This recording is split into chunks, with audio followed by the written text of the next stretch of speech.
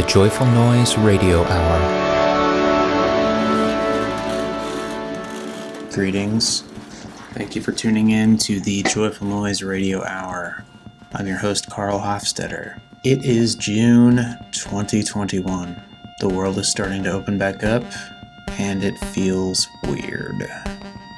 But probably not for the reasons that it should, which is that the US government has admitted that UFOs exist. But instead everyone is weirded out by social interaction. We now have to confront the fact that we live in a society where social norms exist, and we have to shake hands and hug and decide to have personal contact. It's a weird conundrum that everyone seems to be silently struggling with right now.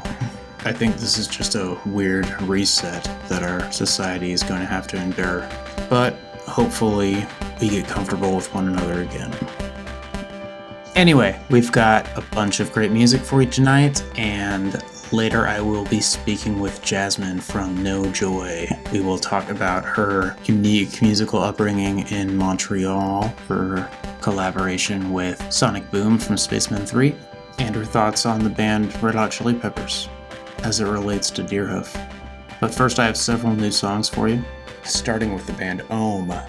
This band released an album almost exactly 1 year ago called Fantasize Your Ghost, and it's one of the best albums that Joyful Noise has ever released. But unfortunately the album was released right as the shit was hitting the fan because of COVID-19. Had the band been able to tour on this album, I think much bigger sections of the world would be aware of them already. So check out the pseudo title track called Ghost from the album Fantasize Your Ghost.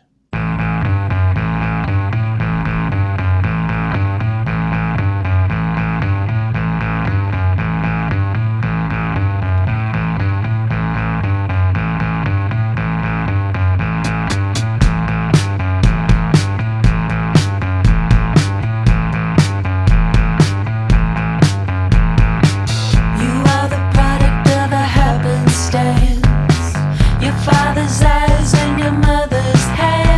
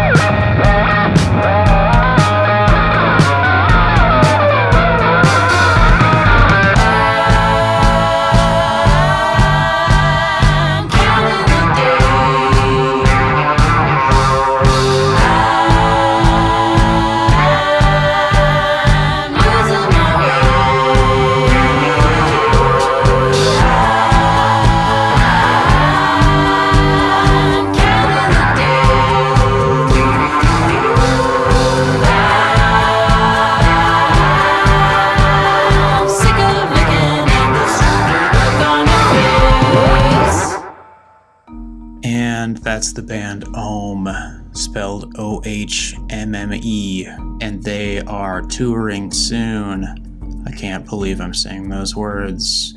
If you're anywhere in the Midwest or East Coast, look up their tour dates, because you absolutely must see this band live. Up next, I have a track from SUUNS. This song was just released, and it's called Witness Protection. It's from an album called The Witness, so I guess it's another pseudo title track.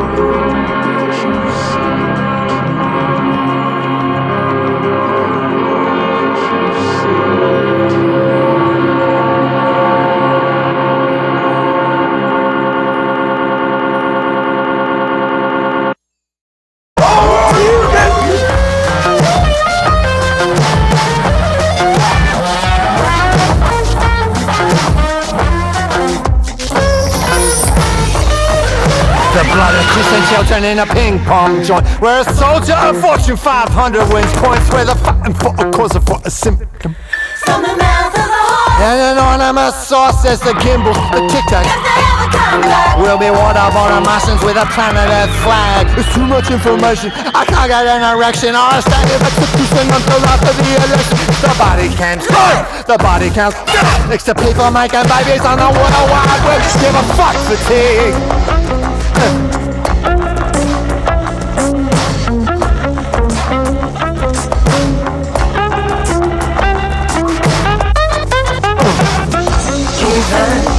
When you won't get your food, you've got a bad case. Even when you make it a move, you've got a bad case.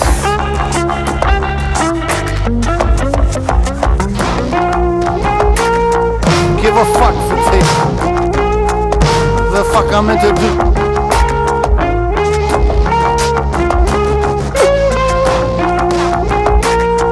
Give a fuck fatigue.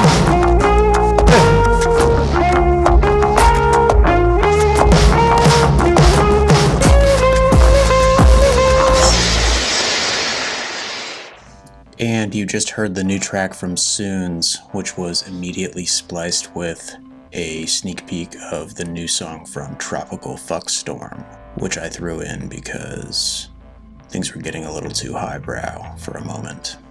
It is called Give a Fuck Fatigue, which I think is a message we can all relate to right now. Next up, I'd like to play you a brand new artist who has just joined the Joyful Noise family. His name is Cedric Noel. Cedric has spent the last decade creating soul-stirring music, which is informed by his very unique worldview. Cedric was born in Niger and had his upbringing in Brazil and other countries. He is currently based in Montreal, along with his label mates SUUNS and No Joy. He's a truly incredible artist, and we are really excited to be releasing his new album called Hang Time. But in honor of Juneteenth, Cedric has decided to surprise release one new song on his Bandcamp page called Nighttime Skin. This is a revised version of a song that's been released already, but it is included in the new album. If you go to his Bandcamp page, you can download it for any amount that you choose, and 100% of the donations benefit the Nye Center for the Arts. Check out the song Nighttime Skin, after which I will be talking with another Montreal native, Jasmine from No Joy.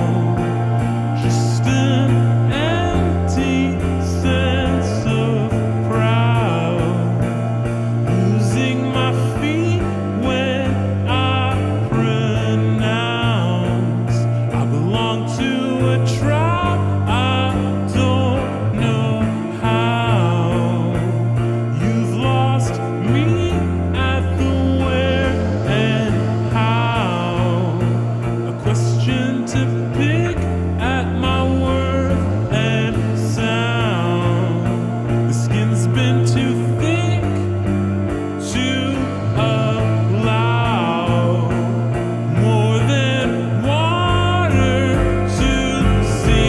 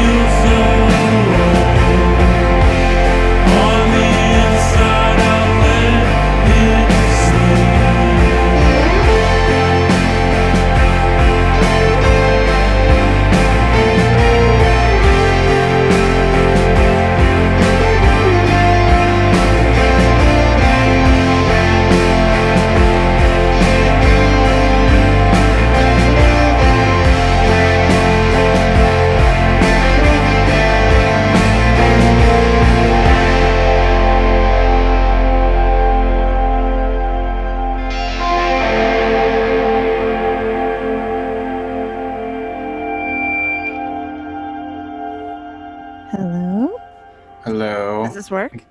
Does it work? Oh, hi. Yeah. I have to use a mic like this. Like a television announcer. Like Welcome you're, to the show. yeah. Price is Right and shit. How's it going? Okay. I'm fully vaxxed at this point. Well, congrats.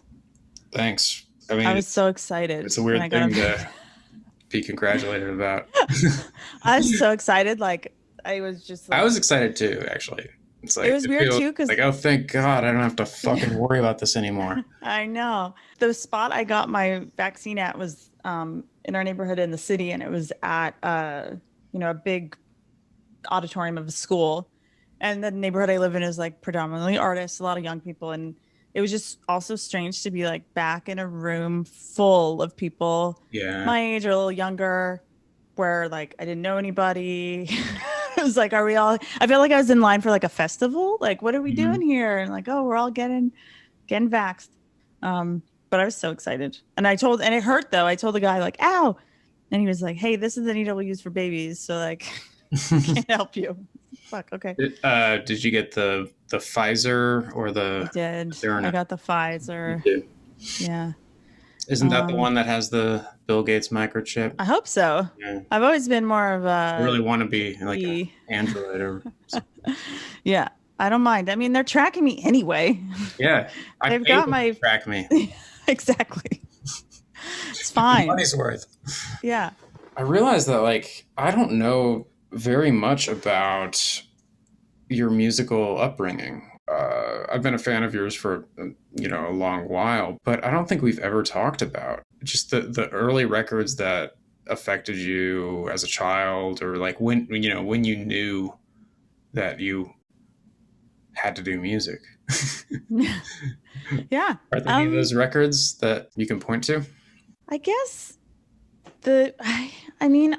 music was always around, like in our household growing up. It was everywhere all the time. My parents were like big record collectors and had really good taste in music. So they were always playing music and having like just equipment around too. Like they would just buy like, is it here? No, it's not here. But like a guitar or like a drum set or like. So your parents are musicians too? They're not, which is weird. They would just buy them because. Just to have like junky stuff they would find at a flea market or something, like a little guitar that they don't mind if we're just like dinging it up or like treating it badly, so the kids would just jam in the basement making noise. But yeah, none of them have a musical background, but they're all music fans. And yeah, I would just always be playing on stuff, but not really. I don't have any formal training or anything like that. It's all just from ear or like trying stuff out.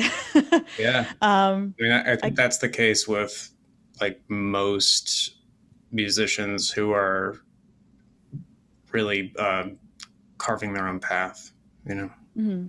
Yeah.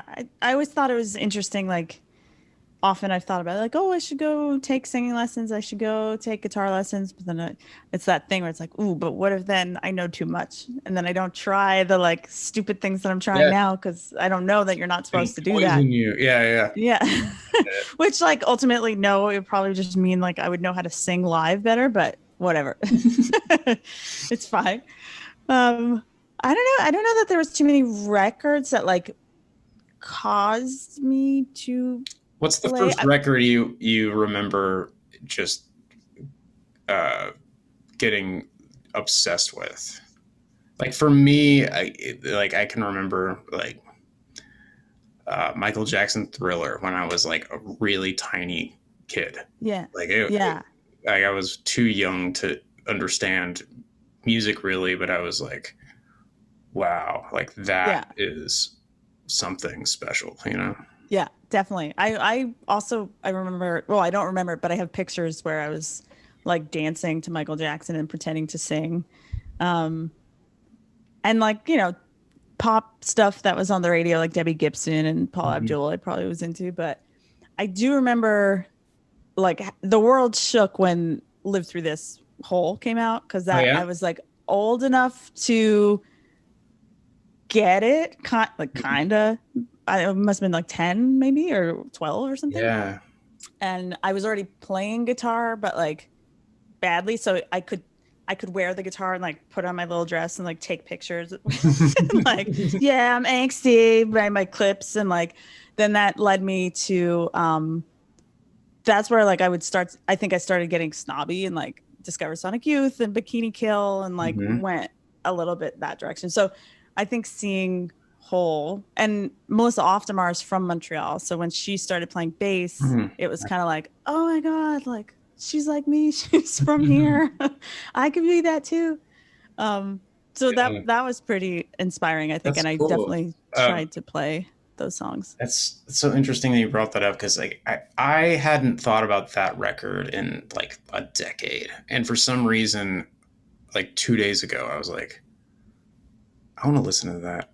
Yeah. This record, and I listened to it, and it was weird. Like I don't know. Like having not heard an album for that long, like I mean, it's probably been 20 years. I don't know. But I was super into it too when I was, in middle school. Yeah. When it came out. It's cool that like those kind of records, or Siamese Dream, or like these were like big rock records. Right. That like were huge. Yeah, like just huge. But they're still pretty adventurous. Yeah, they're pretty like, they take some chances where you're like, wow, okay, a label like decided that was okay to be on the lead single. Like, all right. So yeah, I think that, and that whole era too is very visual too. Like I would watch music a lot, so I would always record the videos that I wanted to see, and just watch them on a loop over and over again. So there's just thinking about like the video for Today by Smashing Pumpkins, and like James Eha's in a floral dress. I remember that like, Doll Parts video. Yeah. There's just something about it that like the visuals with the music, with it being, and I often talk about this like glory day era from like 95 to 99, where labels or management, but probably labels, like invested in videos, but like a lot of money. And like people were buying music still. So you had these like crazy video directors making these really experimental or highbrow films for music videos, that were like even stuff, everything from like Aphex Twin videos, right, Jay-Z videos. You're just like, wow, like they invest. This is like the visuals and the music, crazy and on that shit. And but the downside of that whole era, as far as I can tell, I was never a part of that. But, it was like the video was like the one promotional tool that they had for the record, and it's like if MTV didn't like the video or whatever, then the record would just tank. And so there were a shitload of bands that like spent a fuckload of money on these videos, and then MTV just didn't play it or rejected it or whatever, and then the bands are stuck with all that. There's that is a downside to it for sure. So you just named several prominent female fronted bands, like Sonic Youth and Bikini Kill and Hole. Like listening to female artists, like a really important thing for you at that stage? I think so. I mean, I think I didn't really realize it maybe, but there was something about that era where it was kind of Lilith Fairy, like not a fairy from Lilith Fair, but you know what I mean? Like it was kind of like mild, and I liked music that was a bit more aggressive, and there wasn't that many. You'd be like, oh, there's like a woman in White Zombie. Like it would be hard to like find the women in the like more experimental projects. So when there was like Riot Girl stuff that made it to the mainstream, because again, I was like, I'm like 12 buying Circus magazine or something, trying to like see who's there. I think that was just, you could relate to somebody that was not necessarily like a girly girl, but also a girly girl, but in a different way. So I don't think it was like conscious, but I think it was Yeah, but it still subconscious. Yeah. impacted you more to be able to see somebody that you could sort of envision yourself as or something. Yeah. And I think now, like looking back at that and realizing that it was like, seeing somebody like Gwen Stefani and being like, cool, all right. Like she's got cool style, like Yeah. recognizing and seeing someone that you can relate to is so important. And then you, when you acknowledge that like you had that, you can see how so many people didn't have that and don't have that, and Yeah. how important it is to just have more kind of diversity in music genres so that there's Yeah. more like, It like stimulates more art. yeah, exactly, because you really, as weird as it might be to look back on it, it's like at 11 years old, just seeing Melissa Oftemar on stage made me go like, oh, I could do it too. She's from here and she's playing in Hull. Cool. Okay. And Yep. you kind of like, as a kid, that's how your brain works, I guess. Yeah, and I think that's like a luxury that men and white men in particular have sort of taken for granted, you know? Mm-hmm. Um, like white men have the luxury of sort of being able to envision themselves in any scenario, you know? Yeah. Yeah. That's a realization that I came to a few years ago, like looking at our roster, we were there's way too many dudes, you know, male to female ratio is really off here. Yeah. And at first I was kind of the mind of like, well, who cares? I'm not signing somebody based on whether they're male or female. Like I'm signing them based on the music purely, you know? Mm-hmm. But CJ Boyd actually like talked to me about this and showed me exactly what you're saying. You know, the reason that you don't get as many good female demos is because there aren't enough female bands out there inspiring little girls to create something new and amazing. It starts with us, and we should be proactive about it, you know, about like projecting diverse voices, you know. Yeah. Because in general, culturally, those voices need to be amplified more. For sure.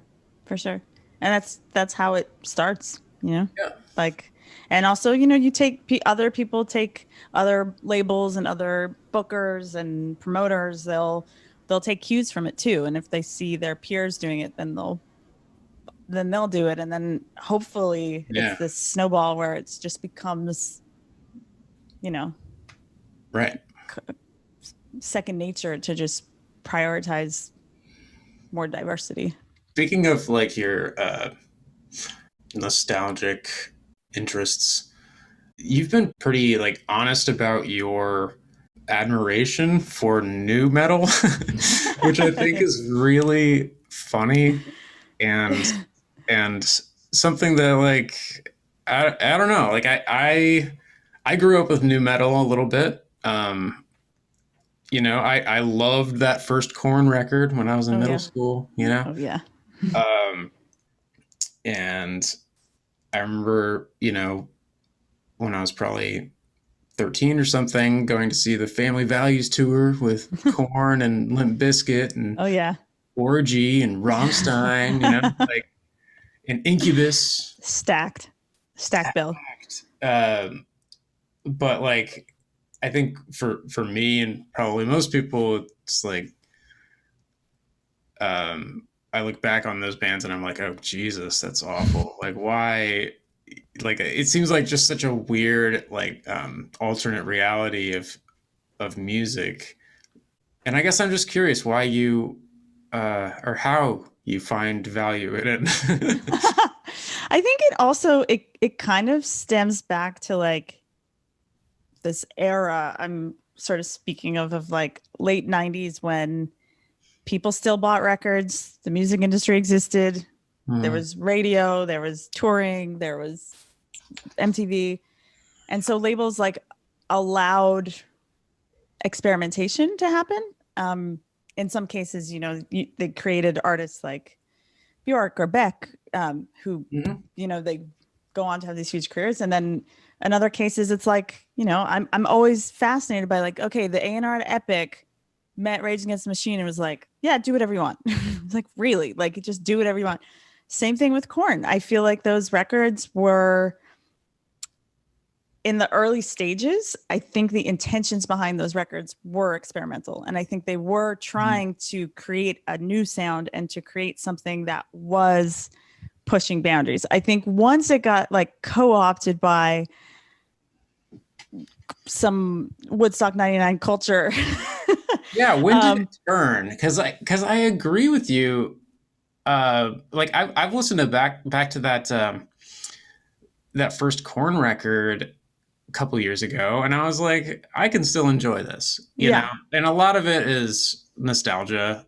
You know, I can't be totally unbiased. Like, I don't know if I would like it if I heard it for the first time today, you know. Yeah. But that whole like subsection of music, that whole like genre of blending, you know, rap and rock, I guess, to simplify it, it seemed like it got really fucking cheesy really quick, you know? Yeah.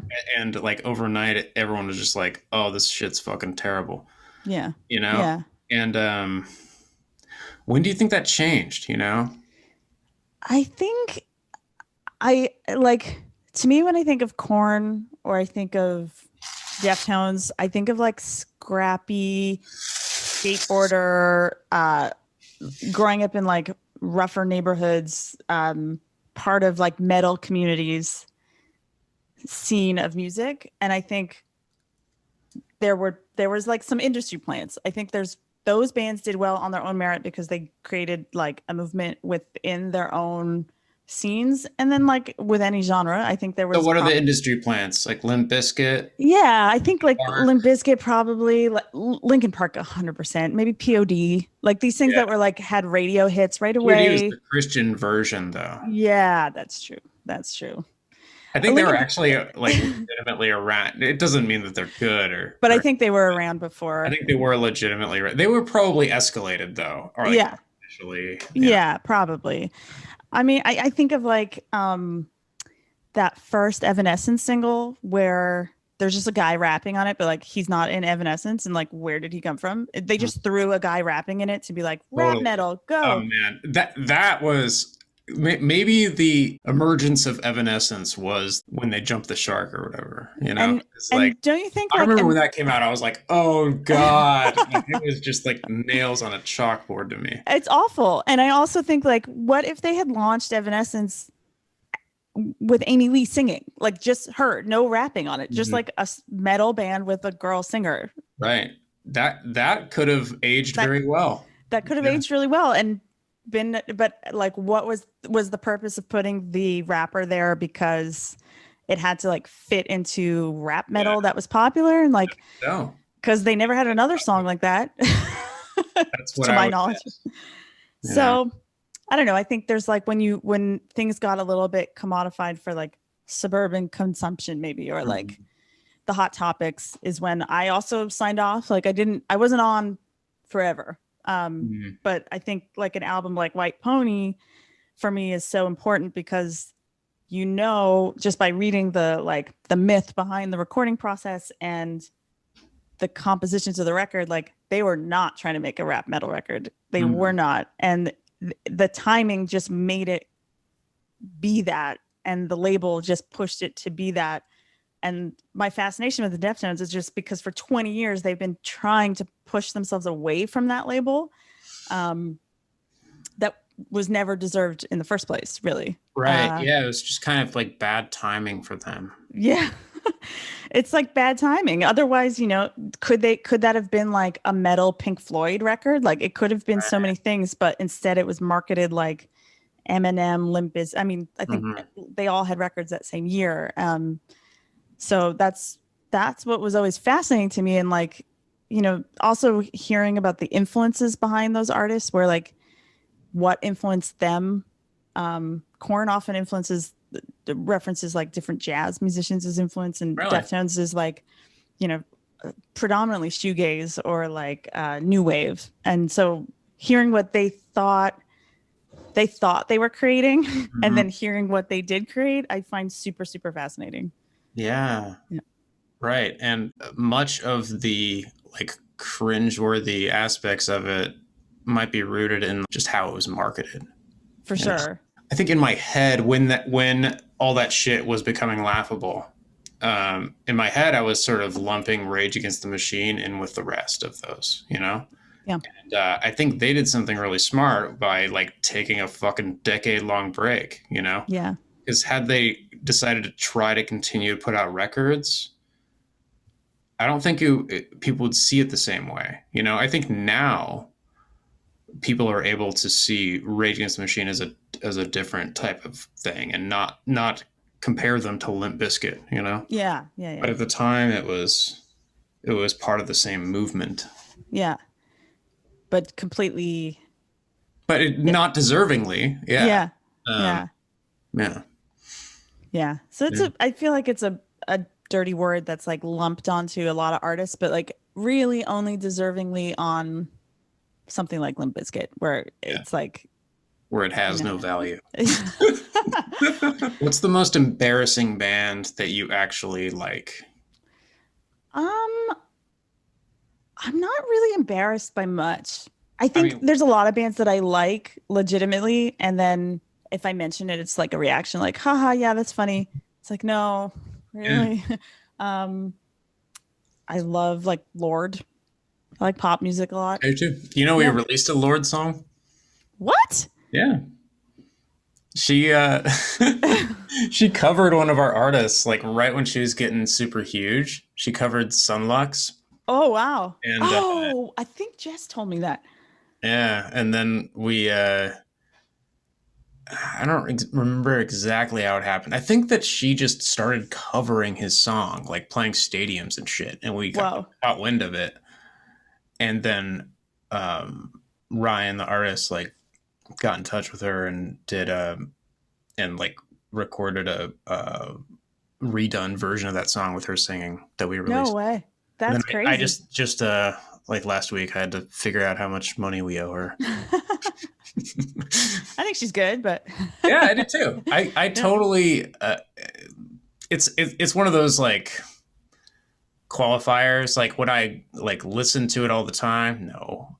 But like for pop music, it's great. You know? Yeah. I mean it's like so much better than like any other fucking pop shit out there. Besides, like Billie Eilish is like another thing in that vein, you know, where it's like I think that shit is both Lorde and Billie Eilish are sort of doing something in the pop world that's still unique and inspiring to younger kids and simple, which is awesome. Yeah. You know what I mean? Like their music is fucking simple. Yeah. I love and it. That's an interesting thing, like with some pop songs. There's a couple Selena Gomez songs I can think of that are this way, where they're so simple that you can digest it when you hear it in the grocery store, like the grandmas like it, you know, the young kids like it, but like from a production point of view, it's very fascinating too, to hear like creative choices that are made on songs that they know are going to be huge. Yeah. I think there are some bold creative choices made. Yeah, absolutely. You know, even like I really liked what was the Justin Bieber record that came out maybe 5 years ago? Anyway, is that song Sorry? I you know, the Diplo and Skrillex and J Beebs combo triplet was great. I remember watching the New York Times thing where Skrillex is talking about how it's like they reversed a sound of like a dolphin sound to make like a vocal hook. I'm like, they did like a very similar thing on Loveless, like so, but it's like for a Justin Bieber song, and those little Easter egg things I love. I mean, I listen to pop radio all the time just to kind of hear. Really? What's just going on. Hear it. I can't listen to that shit. It's like, it's weird. Like it's like drowning in sugar, you know, like it's like being force fed spoonfuls of sugar listening to pop radio. I kind of like it because it gives me like, my mindset is always like, to know what's good, you got to know what's bad. So I like to like listen to it, and then once in a while there's like something that comes through, and I'm like, oh, what's this? You're researching the enemy or whatever. Yeah. Yeah. And just to hear like trends and hear like who's producing what and then who's writing what. How do I turn this on its head? Yeah. So I like to observe that stuff. I actually find modern rock radio way worse. Yeah. Is there even modern rock? Like last time I listened to modern rock radio, they're still playing shit from 20 years ago. Exactly. There's a lot of stuff that's like, they'll just play the same Stone Temple Pilots song over and over again. Yeah. And then there's stuff that like counts. Yeah. That counts as rock, but it's not. You've got like Greta Van Fleet, and then you have Imagine Dragons and 21 Pilots, that are like, a lot of the songs they play are not, I don't know what qualifies them as rock, but they are probably played on the pop radio too. So they're just, it's some kind of strategy to just be on every radio station. But I actually find that to be more cringy than the pop stuff. Yeah.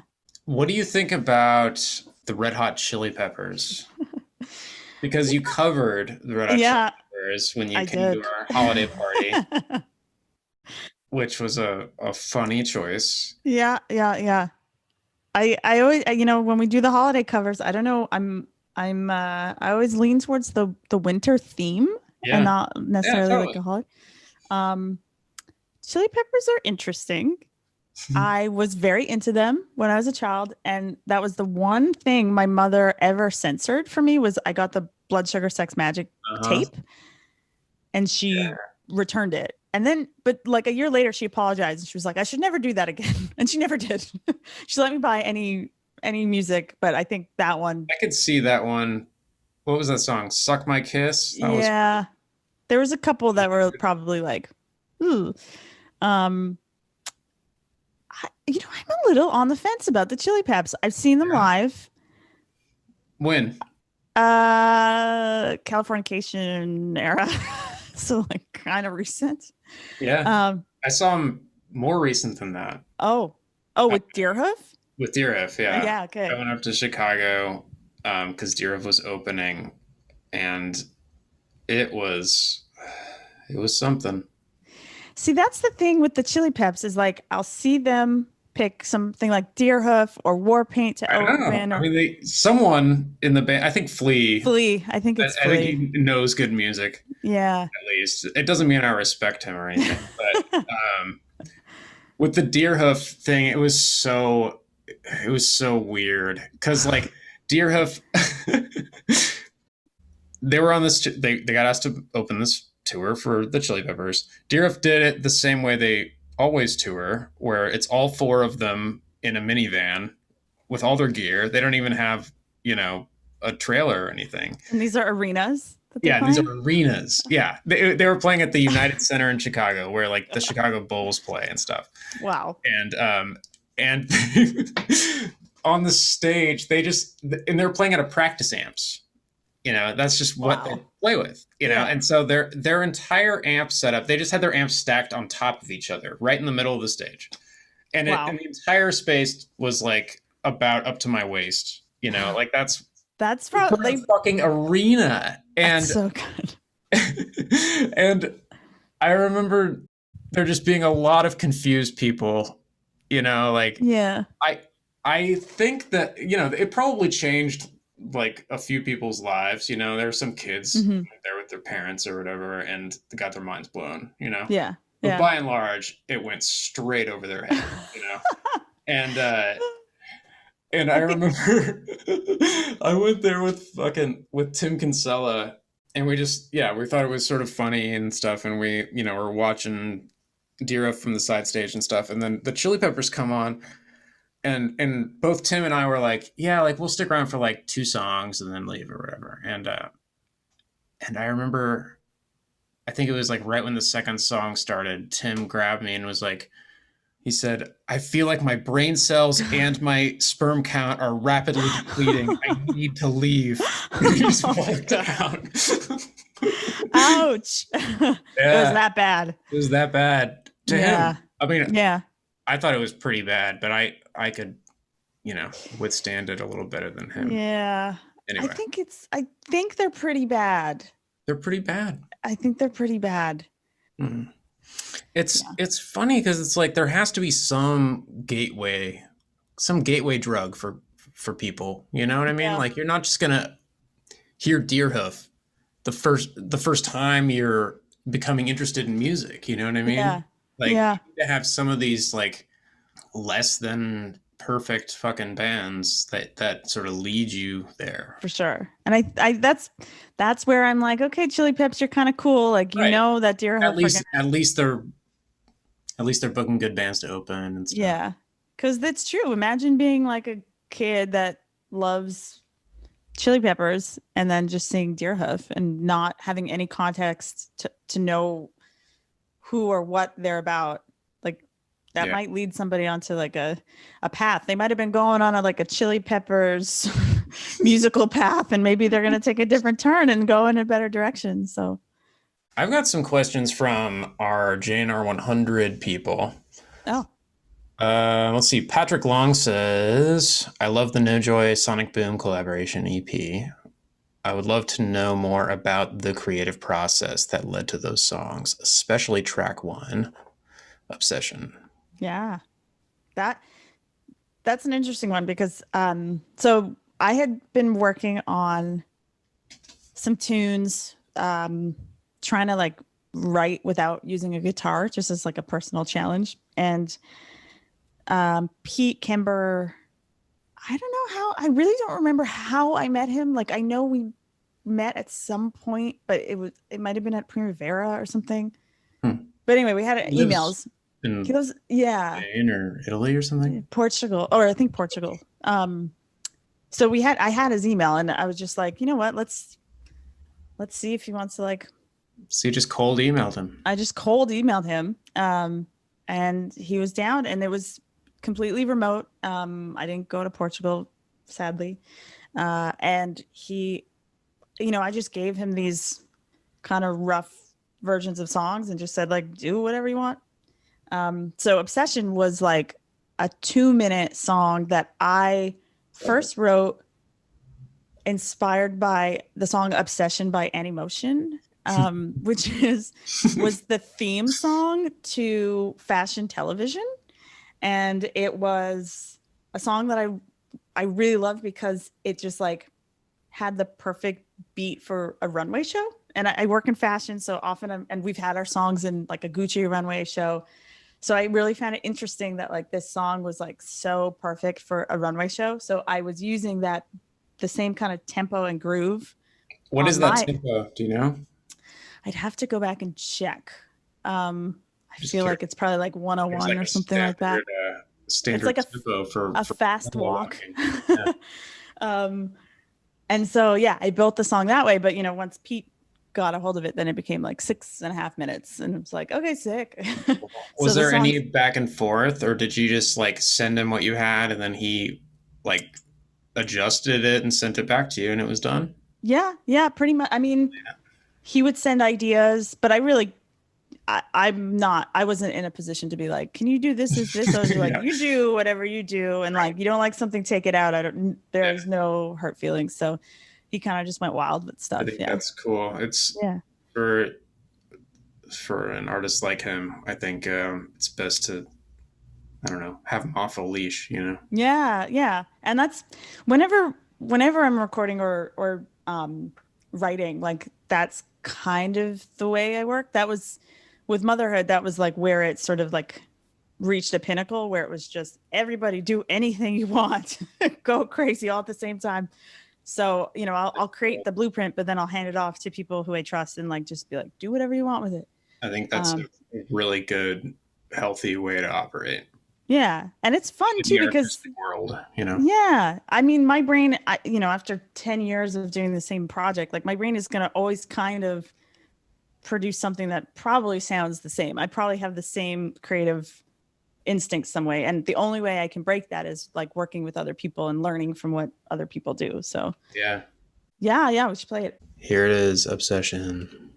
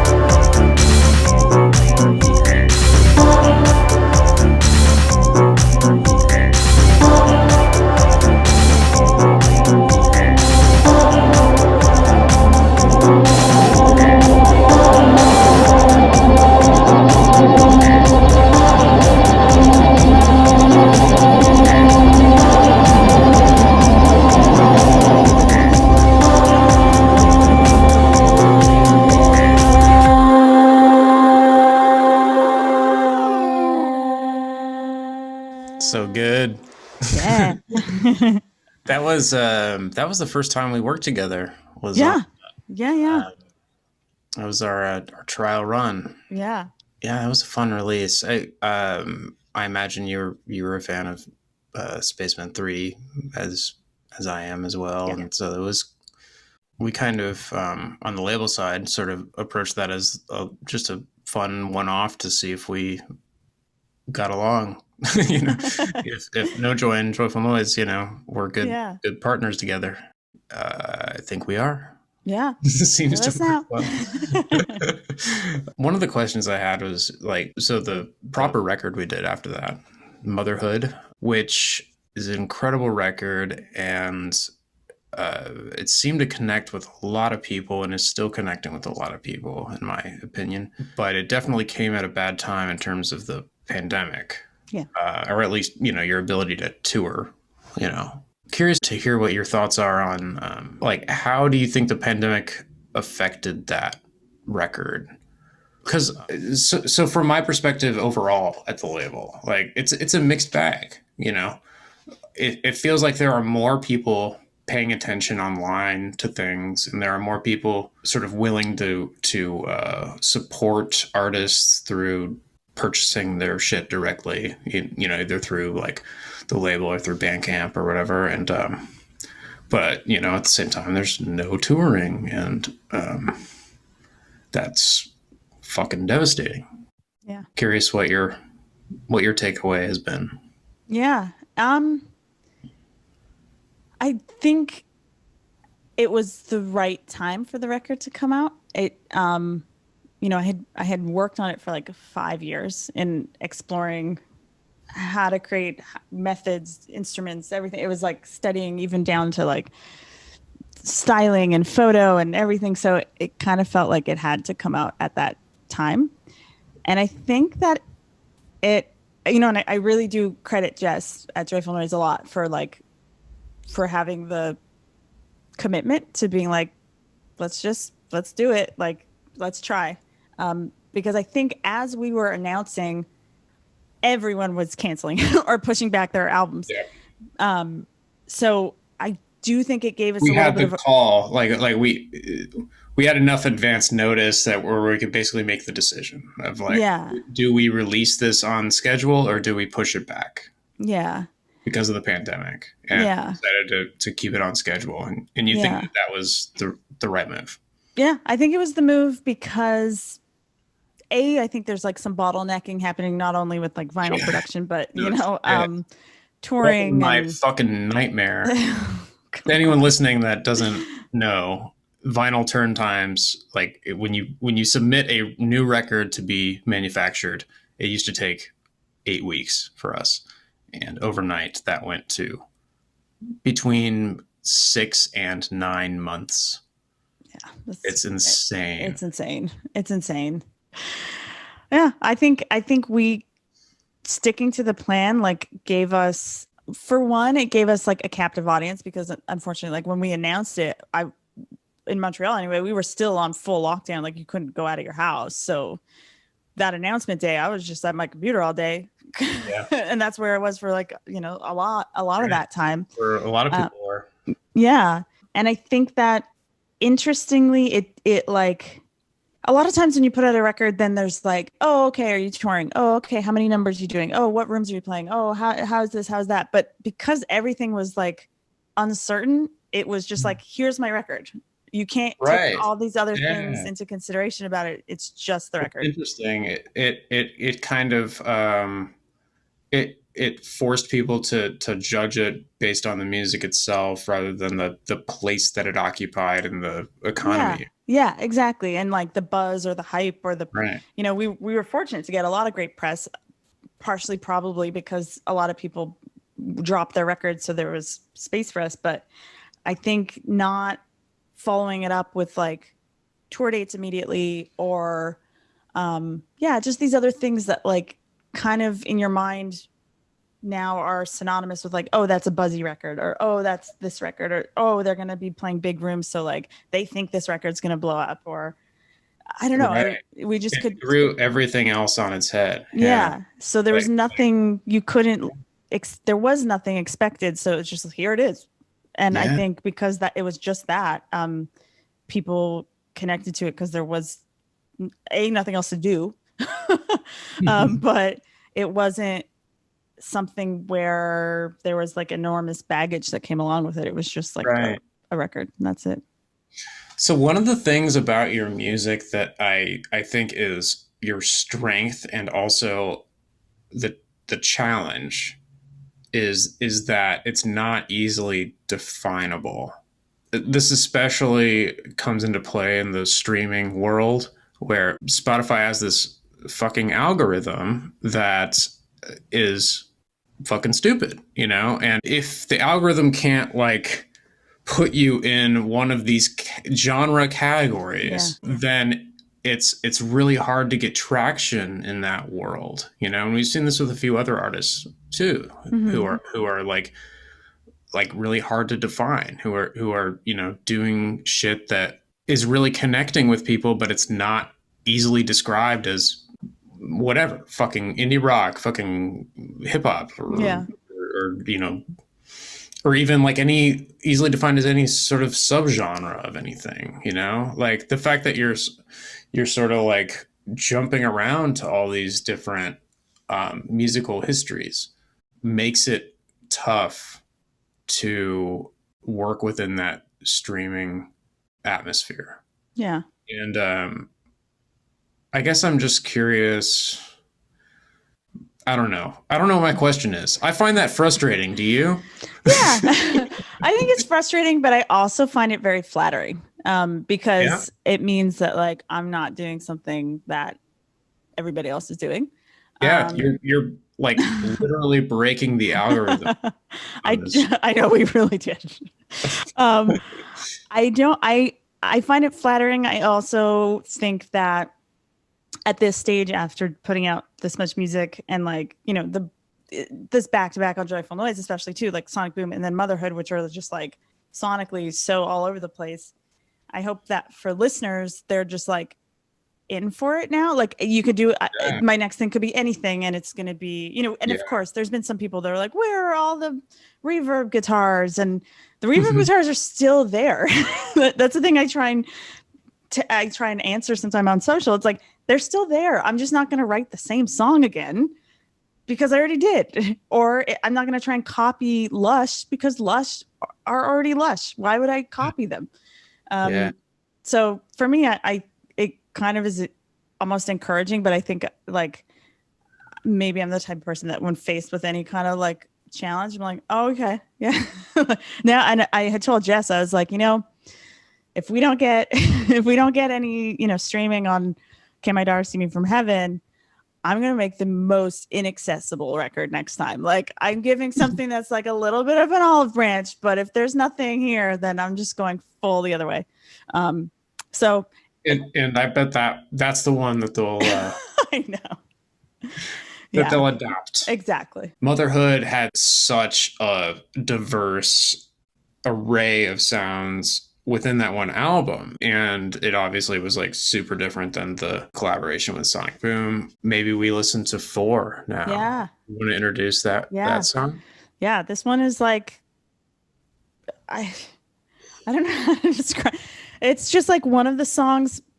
I had this feeling one other time, or maybe a couple other times, whereas I've been in the studio and we're recording something and it's so insane that I'm just like we can't not do it. But like this is like a career ending, or like this is not, there's no middle. You're not like, oh, I kind of like that song. You're either like, I love this song or I fucking hate that song, but there's no middle. And this was one of those times where it's like, ooh, well, okay, yeah.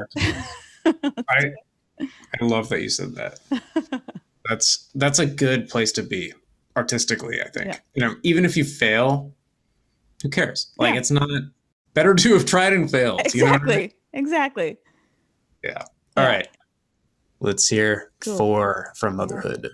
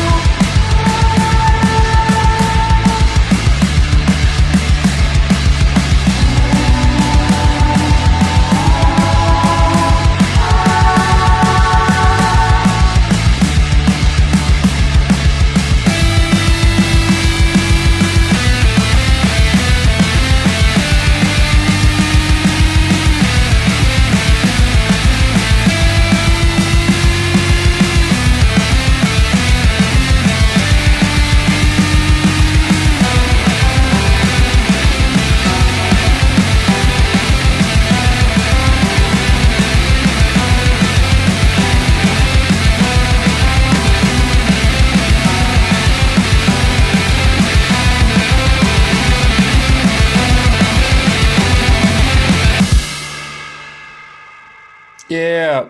Wild. Well, anybody listening can see how those songs are very different from one another. For you, like was the artistic sort of reach in the sort of blast beat aspect of it? Like that was the part where you were like, this is either going to be a career maker or career ender? Actually, no. It was the song started like there's a piano line in the song. That was the original demo, was like that piano part. Mm-hmm. And then we added we had like George and I were writing and we were doing like for Motherhood, a lot of the songs did start out kind of like chugga chugga rock. But then I just remember like I was in LA writing with George, and then one day he was just like added the baby, and I was like, oh, okay. And like I added the bird, and then we just added and like I don't really remember, but I remember just once we put everything together, it being like, it works, but it doesn't. That middle section. It's very weird. It's a very weird combination. It's a very weird a lot of things, and yeah, but it works. It doesn't sound unnatural, And I think like those two kind of styles, like the rocking, kind of sludgy intro and outro, and like the middle sort of breakbeat. Those were two things, like two styles that were on Motherhood a lot. It's just like now they're all in one song. They're all like, in 3 minutes. That's but I tracks from that record for that. Yeah, it's like it's a bite-sized portion of what you get on that record. Yeah. I love a song that you listen to and then hear it once and you're just like, what just happened? And you have to listen to it again, and then you have to listen to it again and again and again. And those are my favorite kind of songs. So we were definitely trying to create that with a lot of these songs. That's very cool. All right, I got another question from Patrick Long, who asks, what is the musical instrument that you lost, sold, or otherwise got rid of that you wish you still had? Oh, I'll be honest with you. I'm kind of a gear hoarder. So I rarely get rid of anything. I usually hang on to most things because I'm like, maybe someday I'll use that. But there's a lot of guitar pedals that I'm like, I lent to friends or I left at a jam space and then I don't remember where they went. And there's some of those. But I've been using the same guitar for all of No Joy. So that's like my tried and true that I stick with. That's cool. I don't think that any piece of gear. There's not one that got away. Got away? I don't think so. Good. I don't think so. I mean, this guitar that I've talked about before that I actually love. I had it as your parents bought you? Yeah. I got it as a kid, and then I had lent it to a friend that was recording a record in New York in like the early 2000s. And somebody broke into their studio, stole it. There were some very distinguished marks on this guitar since I had it already for like, 15, 20 years. The person that stole it put it on eBay. I had to buy it back.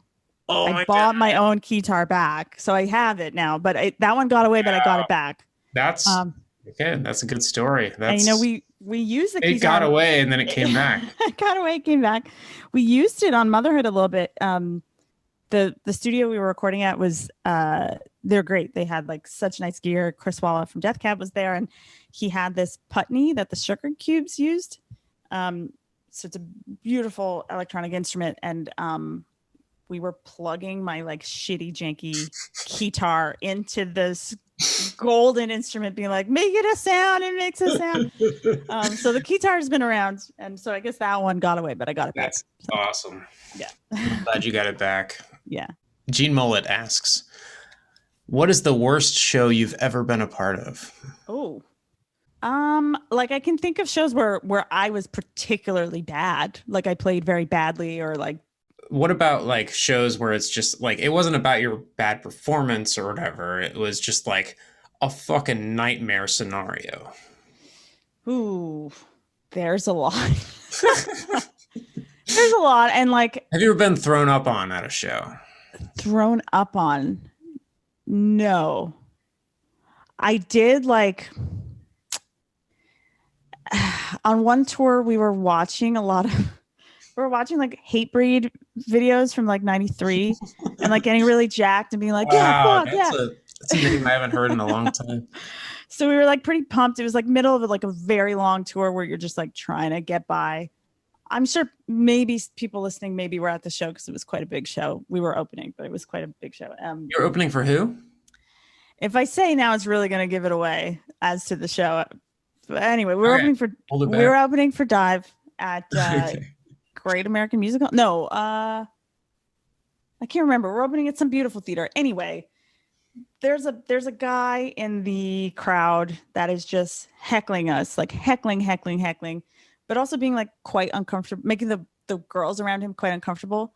And we were just watching all these hardcore, like, you know, bootleg VHS videos that we just like went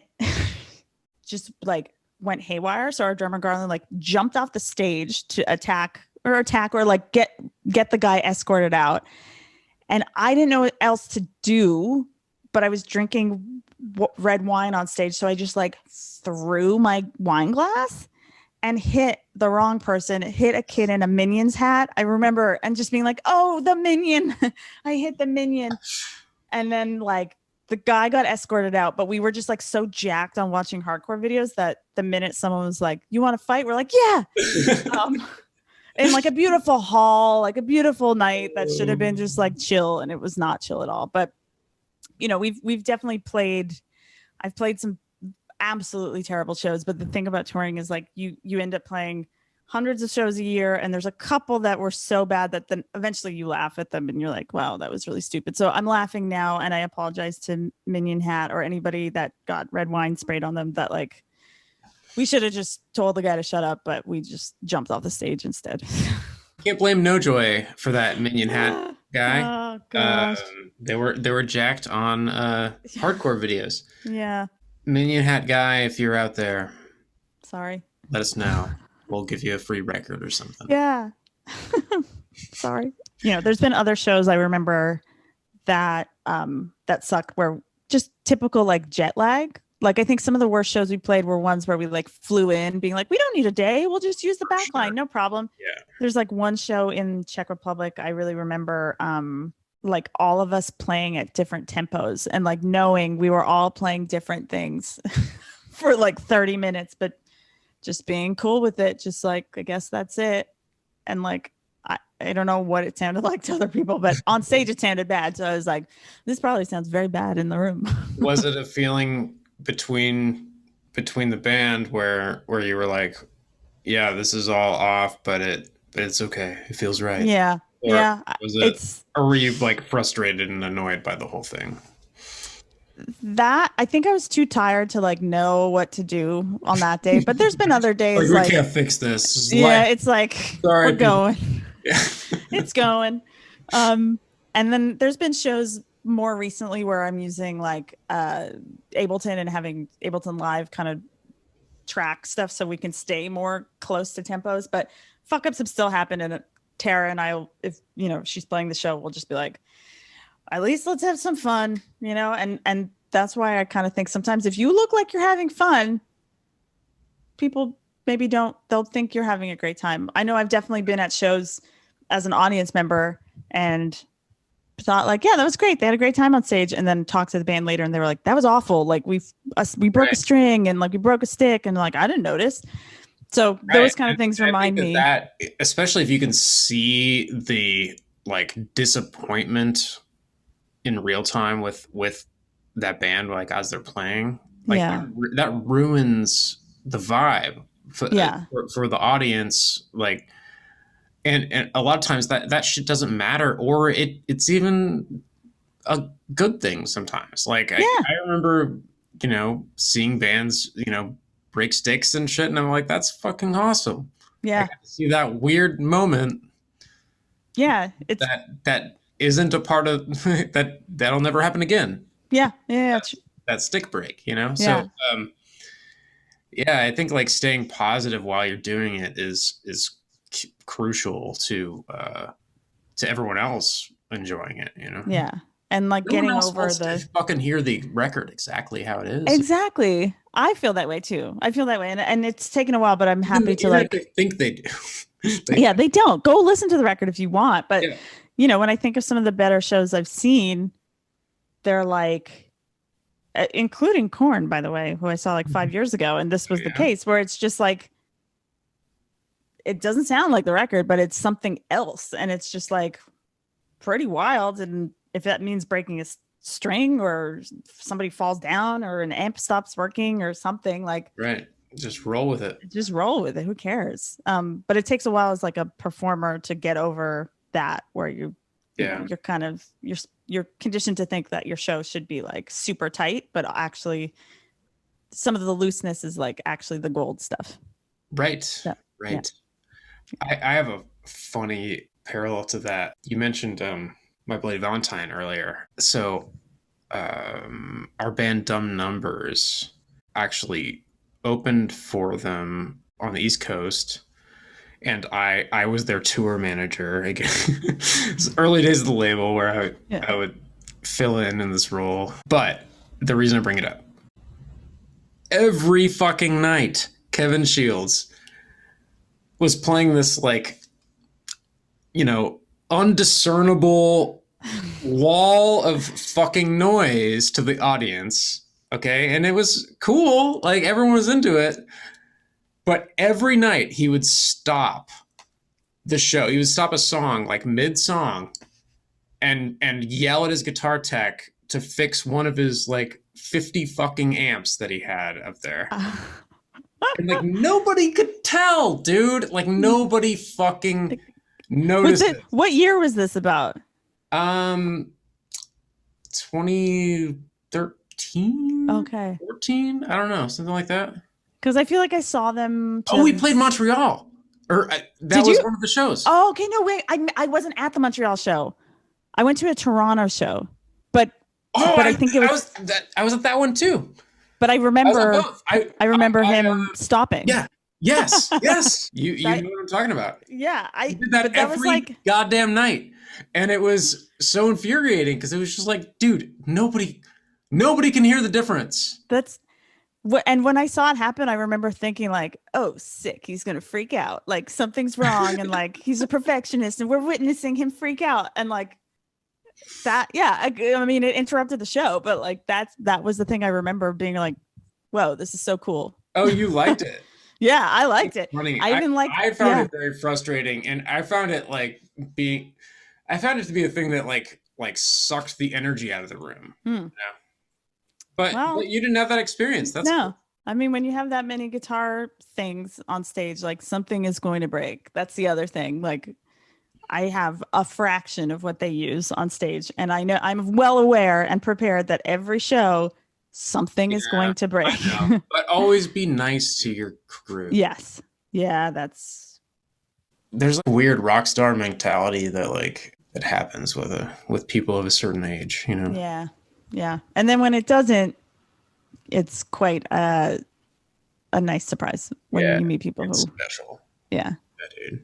Yeah. Yeah. I just got a text from Dale Crover introducing Kramer to Jello Biafra. Whoa. That's a weird trifecta.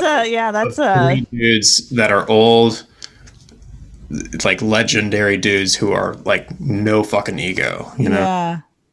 With I mean, I guess I don't know Jello at all, but with Kramer and Dale, it was like those dudes, they're what to aspire to. Yeah. Hope you hear that, Mr. Shields. Take a lesson. Oh, Jesus. I should probably edit that out. Yeah, please take me on tour. Listen to my record.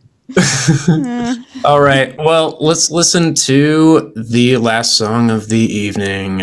Dream Rats from Heaven, the revised version of Dream Rats from the new EP.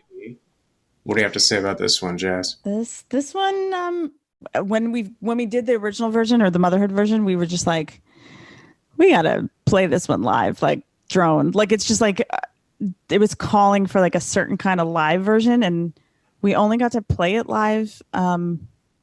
We tested it out in 2019 a little bit, but like maybe 5 times we got to play it. And sometimes when you're on tour, you play a song so many times that after a while you're like, let's extend or let's improvise this part. But because we never got to do that with that song or any of the songs on Motherhood, this one we were just like, okay, it's got to be long. We're going to drag this one out, make it slow.